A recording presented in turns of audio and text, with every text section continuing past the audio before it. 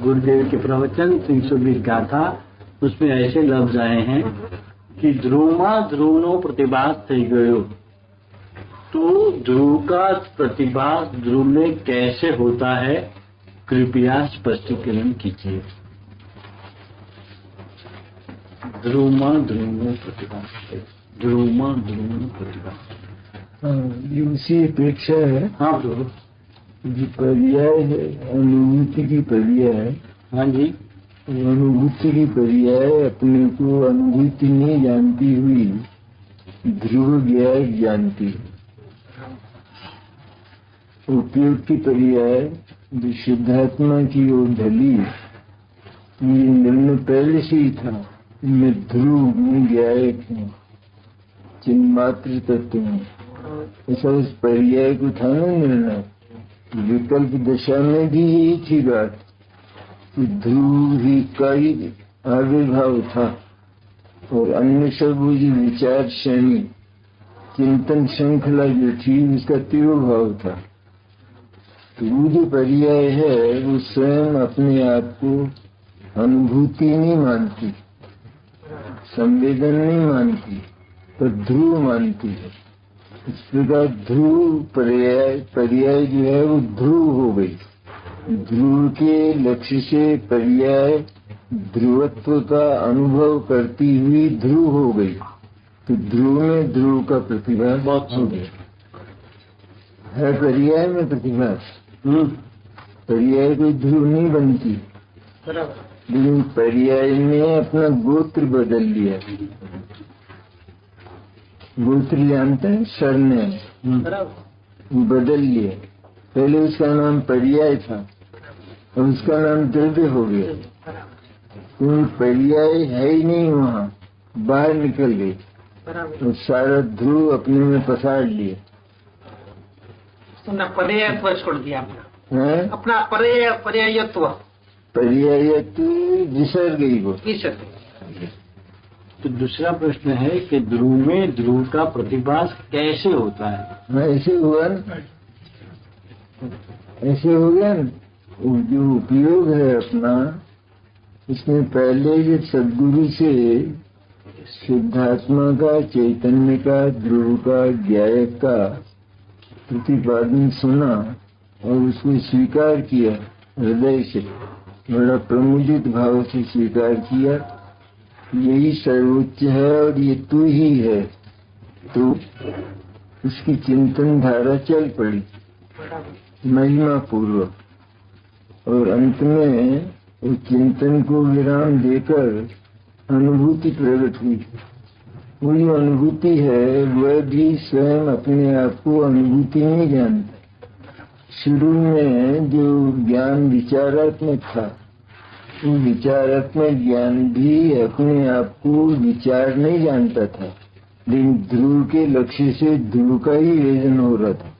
मैं ज्ञायक हूँ, मैं चिन्मात्र हूँ, ऐसा मैं विचार कर रहा हूँ, ऐसा थोड़ी होता था। मैं ध्रुव का विचार कर रहा हूँ, ऐसा नहीं होता था। इसीलिए उसको सविकल्प स्वसंवेदन कहा, क्योंकि वो जो निर्विकल्प स्वसंवेदन होता है वो होता वैसे ठीक उसी ढंग का है, लेकिन यहाँ विकल्पात्मक है, वहाँ निर्विकल्प होता है। लेकिन होता इसी रूप में है, मैं ध्रुव हूँ, मैं ज्ञायक हूँ, मैं परम आनंद स्वरूप हूँ, इत्यादि इत्यादि जो आत्मा के विशेष हैं, उनको लेकर वो उस ज्ञायक का ही विचार करता है। मैं हूँ, मैं हूँ, मैं हूँ, ऐसा विचार करता है। विचार को जब विराम मिला तो उसकी दिशा बुद्धि सी थोड़ी हो जाएगी, अनुभूति में भी वो वही हो। और तो जैसे विचार अपने आप को ध्रुव जानता था, उसी तरह अनुभूति अपने आप को ध्रुव जानती है। ये तो पर्याय का ध्रुव तो हो गया। अब इस ध्रुव में ही उस ध्रुव का, ज्ञायक का जो वास्तव में ध्रुव है, उसका प्रतिभास हो गया और अनुभूति हो गई। मैंने पर्याय शुरू विचार से ही ध्रुवत्व को स्वीकृत करती हुई स्वीकार करती हुई चल रही हो इसकी चिंतन धारा। कभी तो सविकल्प स्वसंवेदन कहते हैं, क्योंकि वो उस जैसा ही है ना, बराबर। उसका जो विषय है हाँ वो जी। वैसा ही है, और उसकी जो चिंतन धारा है, उसका जो स्वर है वो भी अनुभूति जैसा ही स्वर है। वाह। लेकिन चूंकि यहाँ चिंतन है, तरलता है, चंचलता है, इसलिए इसे वास्तविक संवेदन नहीं करते। बराबर। तो विकल्प दशा का संवेदन निर्विकल्प दशा के संवेदन से मिलता जुलता सा होता है, मिलता जुलता सा। मिलता जुलता नहीं होता, मिलता जुलता नहीं होता है। ये वास्तविक है, ये अवास्तविक। तो विचारधारा में स्वसंवेदन होने पर भी ध्रुव का ध्रुव में प्रतिभास नहीं होता था। नहीं होता था, विषय था, वो विषय था। वो विषय था। अब भी अनुभूति में भी उसी को विषय बनाया, लेकिन इस रूप में बनाया कि अपना समर्पण करके, अपने को अदृश्य करके, अपने को अत्यंत तिरोभूत करके, और ध्रुव को आविर्भूत करके अपनी गोदी में पसार लिया पूरी तरह से। वो अनुभूति रही नहीं उसमें, अनुभूति की पर्याय में अनुभूति के लिए स्थान नहीं रहा, उसमें ज्ञान फैल गया, उसका कोना कोना ज्ञान से भर गया। अनुभूति की पर्याय ये अभेदता है, अनन्यत। ये अभेदता है, ये मैंने अनुभूति की पर्याय में अनुभूति के लिए स्थान ही नहीं रहा, तब अनन्य तो बन गया, तब अनन्यत हो गई। पराकाष्ठ अनन्यत की पराकाष्ठ, यहाँ दो में से एक रह जाए, ऐसा है। तभी आनंद का जन्म होता है। तब आनंद का जन्म। तो ये घनत हो गया ना एकदम, बराबर। अब इससे आगे कोई स्टेप नहीं, बराबर। पराकाष्ठ। तो इस सविकल्प स्वर संवेदन और निर्विकल्प दोनों में फर्क इतना है कि वहाँ आनंद का आवेदन नहीं है, यहाँ आनंद का आवेदन है। हाँ, कोई फर्क नहीं। कोई फर्क। बराबर। वो चंचल है, बराबर। स्थिर नहीं। ध्रुव में उसकी स्थिरता नहीं है एकदम। वो तो होता है ना, जैसे अपन विचार करते हैं किसी कार्य के लिए, तो विचार तो चलता हुआ है, उसका मार्ग जो है वो चक्रीय होता है, चक्रीय। चक्र जैसे चलता है उसके विचार का मार्ग चक्रीय होता है। तो उसमें गति तो बहुत होती है, लेकिन गंतव्य नहीं होता।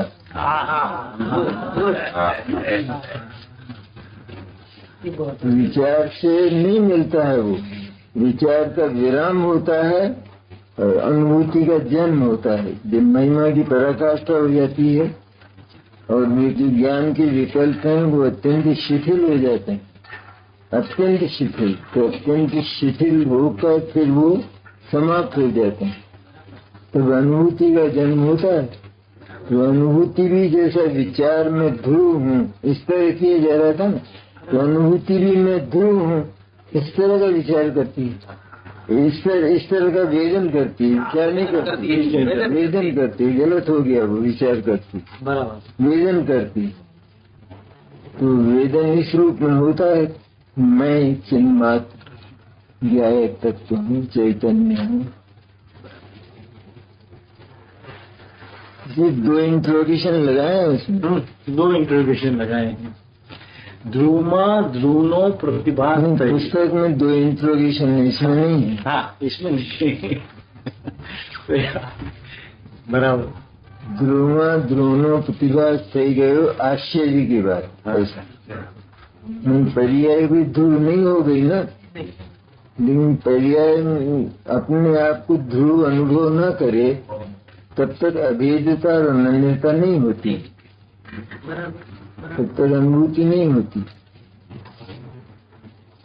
आश्चर्य चिन्ह दो लिखे, दो का एक हो जाता, ऐसी अभेदता हो जाती।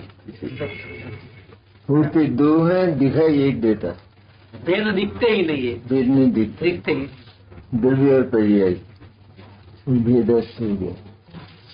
बाबू जी, जैसे चार द्रव्य है, धर्मास्य का, आकाश का है, उसका स्वाभाविक परिणाम है। पुद्गल का भी वैसे पुद्गल परमाणु की अपेक्षा से देखे तो स्वाभाविक परिणमन है, स्वयं की अपेक्षा से देखे तो विशेष है। इसी तरह से जीव द्रव्य का स्वाभाविक परिणमन की स्थिति कौन सी है? यही है जो भी अपन ने बातचीत की, जो उसका स्वभाव है, बराबर, वो उस स्वभाव का परिणमन। बराबर, जैसा स्वभाव है, शक्तियां हैं, बराबर, गुण हैं, हाँ, जैसे गुण हैं शुद्ध निर्मल, बराबर, ठीक वैसा का वैसा उसका परिणमन। बराबर, जैसे सुख गुण है, तो सुख गुण में ये अनुभव करे मैं सुखी हूँ, मैं सुख मात्र हूँ, मैं आनंद मात्र हूँ, मैं ज्ञान मात्र हूँ, ऐसा अनुभव करे तो वो परिणमन हो गया। तो परिणमन उसके अनुरूप हुआ न। बराबर, जैसे सुख है शुद्ध, वैसे शुद्ध परिणमन पर्याय में होगा, इसे स्वाभाविक कहते हैं। तो ये तो बाबूजी अनुभूत, इसके विपरीत जो होगा हाँ, वो विकारी होगा। मतलब कि स्वाभाविक परिणमन हर समय की स्थिति नहीं है। स्वभाव का अनुशीलन करने वाला परिणमन, स्वभाव को ध्येय बनाकर उसका अनुशीलन करने वाला परिणमन। स्वभाव जैसे शुद्ध है तो वैसे ही अपने स्वर में शुद्ध ही बोलने वाला, मैं शुद्ध हूँ ऐसा बोलने वाला, वो स्वाभाविक परिणमन। वो स्वाभाविक श्रद्धा भी शुद्ध बोलती है, ज्ञान भी शुद्ध बोलता है, और चारित्र का भी अपने ढंग से शुद्ध ही बोलना है। मैंने हर पर्याय अपने आप को शुद्ध बोलती है, सिद्धों की। बराबर, सारी जो अनंत पर्याय हैं वो केवल एक ही द्रव्य में जाकर समुद्र की नदियों की तरह उसमें समाहित हो जाती है। अनंत गुणों की अनंत पर्यायें, बराबर, सिर्फ ज्ञान नहीं, बराबर, अनंत पर्याय ही उस द्रव्य में जाकर मिलकर द्रव्य के साथ अनुभूति की तरह द्रव्य पर समर्पित होकर एकाकार होकर और एक अनुभूति होती है चिन्ह मात्रों में। क्यों सारे गुण चिन्ह मात्र हैं, चैतन्य सब में तत्व है, इसलिए एक अनुभूति सब। अलग अलग अनुभूति जो होती नहीं, पर्याय भी गुण तो रहते ही है, लेकिन पर्याय भी सारी की सारी उस ज्ञान सागर में जाकर एक हो जाते हैं। अब उसको नदियां कौन कहेगा? समुद्र में जब मिली तो नदी कौन कहेगा उसको? सागर हो गया। Identity is lost. हाँ, और उसमें है नदियों का अलग अलग जल, नदियों का अलग अलग जल है उसमें, ऐसा होने पर भी वो सागर हो गया। मैंने सागर की हर बिंदु अपने में सिंधु का अनुभव करे तब तो वो सुखी रहेगी। सुखी रहेगी मैं तो बूंद बनी रहेगी सागर में, और अगर वो अपने आप को बूंद अनुभव करे तो वो बनकर उड़ जाएगी, खत्म हो जाएगी। इसीलिए हर बिंदु सिंधु का अनुभव करे। परिवार के 5 सदस्य हैं, उनमें से हर सदस्य बोलता है मैं करोड़पति हूँ, दूसरे से पूछे तो मैं करोड़पति हूँ, तीसरे से पूछे तो मैं करोड़पति हूँ, हर सदस्य बोलता है मैं करोड़पति हूँ। रुपया 1 करोड़ है, बोलते 5 है 1 करोड़, 5 करोड़ नहीं है, 1 ही करोड़ है, लेकिन सबका है। इस पर सारी पर्याय उसमें समाहित होती। स्वानुभूति के समय भी कहा जाता है कि ये जीव का स्वाभाविक परिणमन है। किस समय? स्वानुभूति के समय ही ना? स्वानुभूति के समय नहीं, ऐसा नहीं।